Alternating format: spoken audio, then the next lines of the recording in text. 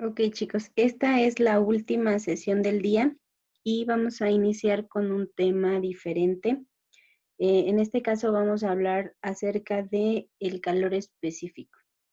Recuerden ir haciendo sus notas y también ir contestando las preguntas que voy planteando a lo largo del video, que son parte de la actividad que entregarán como evidencia. Y bueno, pues comenzamos. Nosotros ya sabemos que los cambios de temperatura generan un intercambio de energía entre los sólidos cuando tienen precisamente diferentes temperaturas y que de cierta manera pues pueden llegar a entrar en contacto. Entonces, además de su volumen y su densidad, también pueden sufrir cambios importantes. Em, este es el tema que vamos a abordar y la primer pregunta que ustedes van a responder es la siguiente. ¿Es correcto hablar del calor de un cuerpo? Recuerden que tienen que justificar pues su afirmación, ya sea que digan que sí o que no. Ustedes deben dar un argumento para reforzar su respuesta. Ahora, si la capacidad calorífica de un cuerpo depende de su masa y de la naturaleza de la sustancia que lo compone, ¿será posible que con esto, por ejemplo, nosotros podamos determinar si un objeto está hecho de tal o cual material? Es decir, imaginen que ustedes tienen un anillo que quieren venderles como si fuera de oro, por ejemplo. ¿Será posible que exista algún método para determinar eh, si este metal es el que conforma a dicho anillo? Esta sería su segunda pregunta. Em, y bueno, pues continuamos. Lo primero que podemos decir es que cada material posee cierta capacidad térmica. Y bueno, para ello vamos a considerar la siguiente lámina. Bueno, en este caso, nosotros hablamos ya de calor específico y pues bueno, la capacidad térmica como tal, en este caso, yo la estoy em, representando con una letra C mayúscula y se define como la variación de la energía del sólido por medio del cambio de temperatura. Es decir, estamos midiendo una relación o una razón, por eso se presenta aquí en forma de una fracción. Y cuando hablamos de la variación en el calor, pues representamos mediante estos dos símbolos, delta Q. Y la variación en la temperatura, pues es delta T.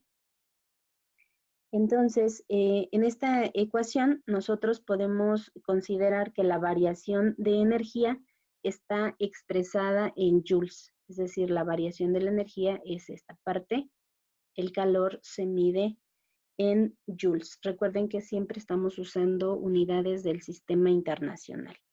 Y delta T, o esta variación en la temperatura, se va a medir con Kelvin. Recuerden que Kelvin es la escala de temperatura en el sistema internacional.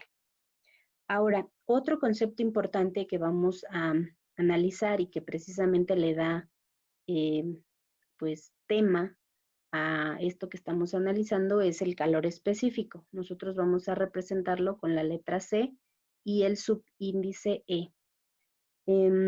Este se define como el calor que se necesita para incrementar la temperatura de una unidad de masa de cualquier sustancia en 1 grado Kelvin.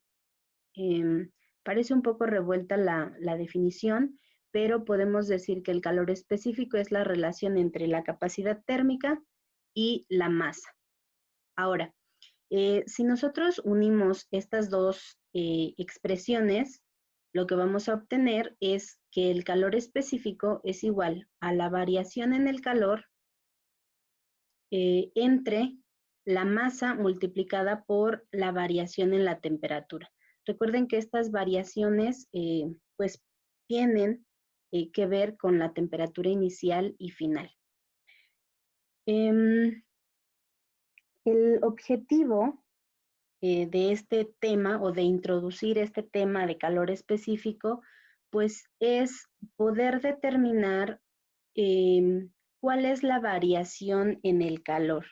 A esta variación la vamos a llamar calor absorbido, es decir, como aquella energía que el objeto recibe o gana del entorno, o en su defecto, calor cedido, es decir, el calor que brinda el objeto a otros elementos que estén inmersos en el medio en el que él se encuentra. Y bueno, si ustedes observan la expresión que tenemos aquí abajo a la izquierda, me presenta una división. Recuerden que queremos determinar delta Q. Entonces, vamos a quitar la parte que aparece en el denominador y la vamos a pasar al lado izquierdo de esta igualdad. Entonces, tendríamos que la variación en el calor se determina al hacer esta multiplicación. Es decir, el calor específico se va a multiplicar por la masa y se va a multiplicar, por la diferencia de las temperaturas o la variación de la temperatura. Entonces, pues solo conviene considerar las unidades que vamos a tener para este material. Recuerden que la masa está medida en el sistema internacional como kilogramos. Entonces, su siguiente actividad consiste en determinar las unidades del calor específico. Entonces, recuerden que ya llevamos hasta el momento 3 preguntas. La primera fue que si es correcto hablar del calor de un cuerpo. La segunda es que si a partir de estas características del calor específico y la capacidad calorífica de un cuerpo podemos determinar de qué material está compuesto. Y la tercera, pues sería cuáles son las unidades del calor específico en el sistema internacional. Ahora, esta es una multiplicación que involucra una variación en la temperatura. Nosotros hemos estado considerando que casi siempre la temperatura final es mayor que la temperatura inicial, pero puede darse el caso contrario, es decir, que la sustancia se vaya enfriando. Entonces, en ese caso, la temperatura final sería más pequeña que la temperatura inicial. Y eso nos brinda opción de analizar dos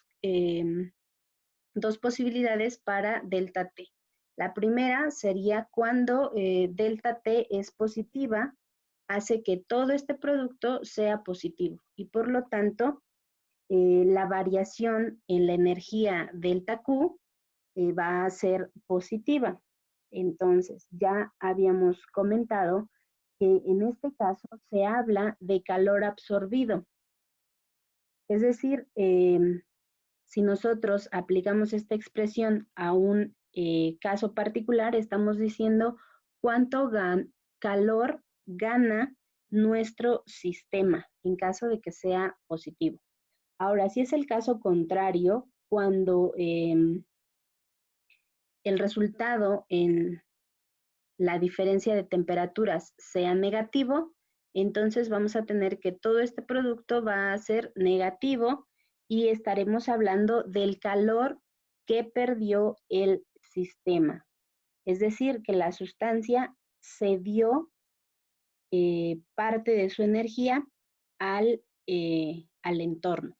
Entonces, estas serían nuestras primeras ecuaciones a partir de el tema calor específico. Entonces, la más importante o la que vamos a considerar para el ejemplo de los casos prácticos es esta que aparece aquí al final, así es que hay que colocarla y hay que describir sus elementos. Entonces, la cuarta pregunta sería, pues, o la cuarta actividad sería escribir esta fórmula junto con toda su nomenclatura, es decir, qué significa CE, qué representa la M, quién es delta T y obviamente quiénes son sus unidades.